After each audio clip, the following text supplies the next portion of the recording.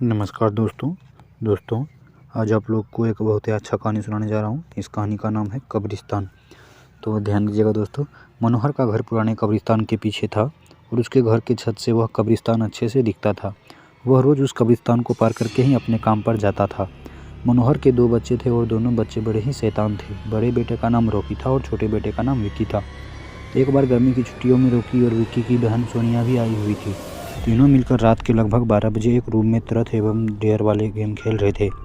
Rocky Sonia से पूछता है कि तुम ट्रथ लोगी या डेयर। सोनिया डेयर लेती है और पूछती है कि तुम लोग कुछ खतरनाक करने के लिए तो नहीं कहोगे ना। रॉकी, ये हुई ना बात, तो जाओ और छत पर से घूम करके आओ और छत पर रखे गमले में से फूल तोड़कर लाना होगा, तभी हमें पता चलेगा कि तुम छत पर से आई हो। सोनिया, छत पर से तो कब्रिस्तान दिखता है। नहीं, मैं नहीं जाऊंगी। रॉकी और विक्की दोनों सोनिया को छत पर जाने के लिए ज़बरदस्ती बोलते हैं। सोनिया छत पर चढ़ जाती है और जैसे ही गमले में लगे फूल की तरफ बढ़ती है तभी उसकी नज़र कब्रिस्तान की ओर पड़ती है। कब्रिस्तान में एक बड़ा सा सूखा पेड़ होता है। वह देखती है कि उस पेड़ पर एक सर कटी हुई उल्टी लाश लटक रही होती है। सोनिया उसे देखती है और ज़ोर से चिल्लाती हुई बेहोश हो जाती है। फिर जब सोनिया बहुत देर तक छत पर से नहीं लौटती है तो रॉकी और विक्की दोनों डर जाते हैं और वह छत पर जा कर के देखते हैं तो पाते हैं कि सोनिया बेहोश पड़ी है। वह तुरंत मनोहर को बुलाते हैं और सारी बात बताते हैं। मनोहर, तुम तीनों को ऐसा खेल खेलने की ज़रूरत क्या थी? और रॉकी, तुम तो जानते हो उस कब्रिस्तान के बारे में कैसी कैसी खबरें आती है, फिर भी तुम सोनिया को रात में छत पर जाने को क्यों भेजा? रॉकी, सॉरी डैड, मुझसे गलती हो गई, हम आगे से ऐसा नहीं करेंगे। मनोहर बोलता है, और फिर कभी दोबारा ऐसा काम किया तो तुम दोनों को उसी कब्रिस्तान में छोड़ आऊँगा। अच्छा सोनिया बेटी, ये बताओ तुमने वहाँ ऐसा क्या देख लिया था कि तुम वहीं बेहोश हो गई? सोनिया सहमी हुई हालत में मनोहर को सारी बात बताती है कि उसने क्या देखा। मनोहर ने उस कब्रिस्तान के बारे में ऐसी खबरें पहले भी सुनी हुई थी, इसलिए वह सोनिया को डांटता नहीं और बच्चे को संभल कर रहने की सलाह देता है। एक दिन मनोहर को काम से छुट्टी मिलने में देर हो जाती है और उस दिन उसे ऑटो भी नहीं मिलता है। वह पैदल ही घर की ओर चल पड़ता है। इधर विक्की और रॉकी दोनों आपस में बातें करते हैं। रॉकी, विक्की, तुम्हें क्या लगता है सोनिया ने जो कहा वो सच है? मुझे तो लगता है कि वह सिर्फ बातें बना रही है, उसका भ्रम होगा। विक्की, अरे नहीं भाई, तुमने उसकी हालत नहीं देखी नहीं, एक दिन भी और यहाँ रुकने को तैयार नहीं हुई। मुझे लगता है कि उसने सच में कुछ देखा होगा। रॉकी, चलो हम कब्रिस्तान में जाकर खुद ही देख लेते हैं। विक्की, अरे भाई, तुम पागल तो नहीं हो गए हो? मुझे अपनी जान बहुत प्यारी है, मैं कहीं नहीं जाऊँगा और तुम भी मत जाओ। विक्की को मना करने के बावजूद रॉकी नहीं मानता है और वह अकेले ही कब्रिस्तान की ओर चल देते हैं।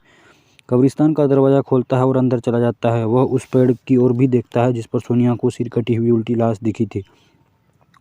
रॉकी खड़े होकर उस पेड़ की ओर देखता है, तभी एक अदृश्य हाथ उसके पैरों को पकड़ लेता है। रॉकी डर जाता है और ज़ोरों से चिल्लाने लगता है, बचाओ बचाओ, छोड़ दो मुझे, मुझसे गलती हो गई, मैं फिर कभी यहाँ दोबारा नहीं आऊँगा। दूसरे कोने पर एक कब्र होता है जो कि खुली हुई होती है, उसके ऊपर खून लगा हुआ होता है। वह अदृश्य हाथ रॉकी को खींच कर लाते हैं और उस कब्र में ढकेलने की कोशिश करने लगते हैं।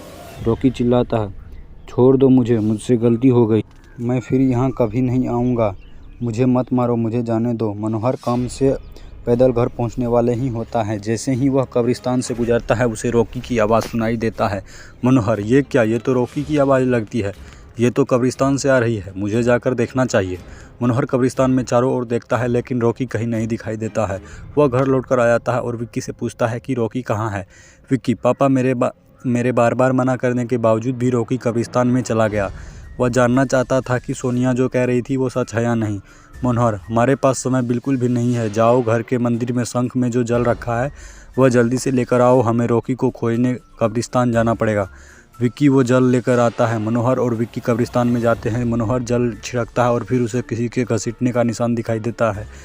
वह समझ जाता है और फिर उस निशान का पीछा करते हुए उस कब्र तक पहुंच जाता है। मनोहर कब्र के आसपास वह जल छिड़कता है। कब्र से अजीब अजीब सी आवाज़ें आती है। विक्की बहुत डर जाता है।